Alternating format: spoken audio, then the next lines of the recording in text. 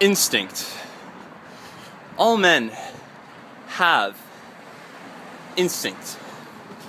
It's strong, it's powerful, it tells them how to behave, and it helps them react quickly to situations. And if you think about our evolutionary history as human beings, we only really quite recently evolved the capacity for reason, the capacity for logical thought, and the whole area of the brain that's dedicated to these kinds of, let us say, higher level or advanced functions, the neocortex. If you're looking at the triune brain model. And that's another thing to keep in mind before I proceed, that there are a number of different theories or models about the evolution of the brain, and probably the most common one that you hear is this sort of three-pronged model where we have the lizard brain, so-called the reptilian brain, which is the largest part. We have the mammalian brain, and then we have the relatively new neocortex, or I guess the part of the brain that would make us distinctly human, is distinct from other primates. Anyhow, the point is that we have, over our evolutionary history, dedicated a huge amount of resources to developing our instincts and all of these flashpoint reactions, or very quick reactions to certain situations. For example, you're a caveman, maybe not a caveman, let's say 50,000 years ago, you see an eligible woman, you go and you screw her. You do whatever you need to do to make that happen. And now, things are a bit different. You can't just walk up to a woman on the street and club her over the head and drag her into your cave and gently make love to her. You have to have a little more finesse than that. Some guys are pretty successful with this kind of approach.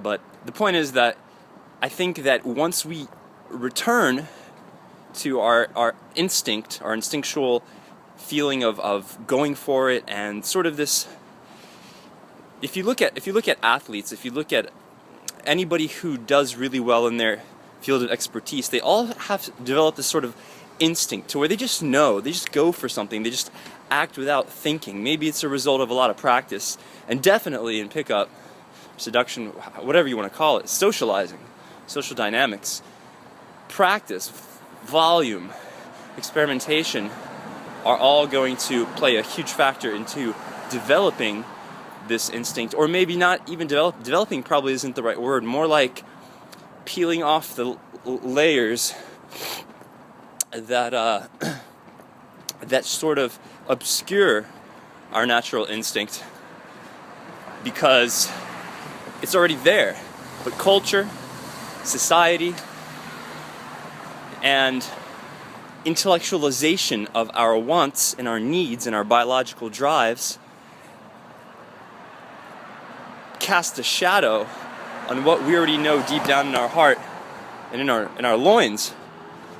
So there certainly is an element of getting back to your primitive roots, or your primitive way of thinking, and just whenever you see something you want, you simply go for it. There's no thinking, there's no hesitation, there's no intellectualization, rationalization. Me caveman, me see, me want, and you go for it. And that's all there is to it. And I think the closer that you can get to that, within, of course, the confines of your society and culture, I mean, you don't want to, again, you don't want to, go to jail or be crass, or you can have your cake and eat it too in this domain, I think, because you don't necessarily need to be rude or crass or very overtly sexual or direct, but you do need to demonstrate that you're not hesitant, that you're decisive.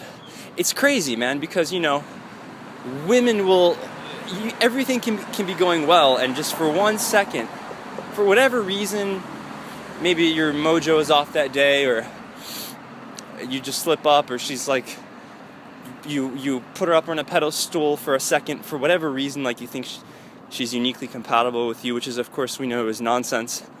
I think, well, maybe it's not nonsense, but you don't know that yet in any case, because you haven't really spent any quality time with her. And you certainly don't know if you're sexually compatible. So you're making all of these assumptions and giving her status that she doesn't necessarily have or deserve yet. But, at the very least, you know that she's attractive, and that might throw you off. And for whatever reason, you might be speaking with her and hesitate on something. Or, a woman will put up like a test, you'll ask her for her number. Like I asked this girl for her number in front of her friends. There's 3 of them. I was at a Mexican place. I was getting some food to go. This place was packed. There's a line out the door. And these girls were kind of drunk, a little drunk behind me. And I started talking with them, and I asked them, I could tell that they were a little inebriated. So I said, where are you guys coming from? And they're like, oh, we're just coming from this restaurant we ate at. Super expensive, and we had some wine, but the meals were unsatisfying. So here we are, chowing down on tacos. See, that's cool, whatever. And the girl immediately next to me, she started talking to me and showing interest pretty blatantly. I guess she was very touchy-feely and took off her jacket to expose her boobs. Pretty cool. But she wasn't really the one I was interested in, is the point. But I was talking to all 3 of them. I was engaging all 3 of them, and I kind of decided I'm interested in the cute Jewish girl in the center. I found out she was Jewish later.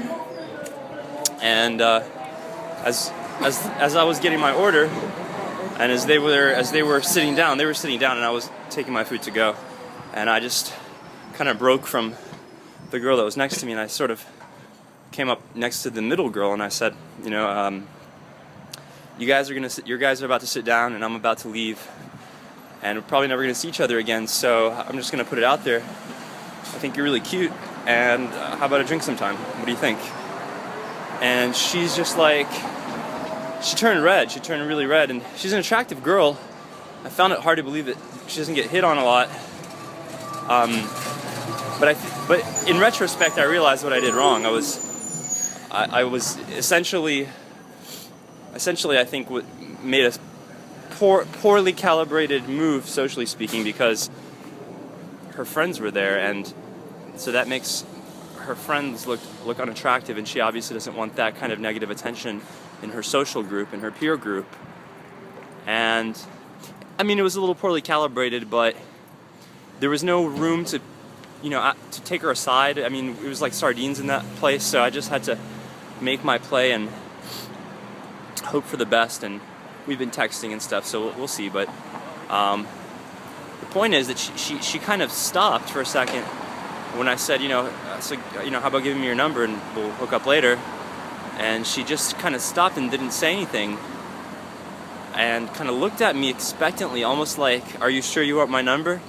It was kind of like a nonverbal test, essentially. And I was like, yeah, let's get together.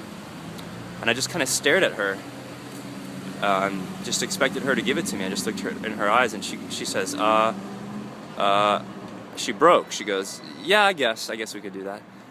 And I'm sure I'm not alone when I say that a lot of times a girl will give you a number reluctantly, but then you could turn that situation around. And when she's not around her friends, she's not under the influence and pressure of her social group, it's going to be a whole different person. You're going to be dealing with a whole different person. And this seems to be a very high quality girl. She's a sommelier, and I love wine, so we'll see. Maybe it'll work out. But in any case, the point is that when you feel that hesitation, you just gotta barrel through it and just go in for the kill. That hesitation is not gonna do you any good ever. Even if you make the wrong move, you'll have made your move with gusto and with confidence. Even if it's socially miscalibrated, you can't always be 100% on.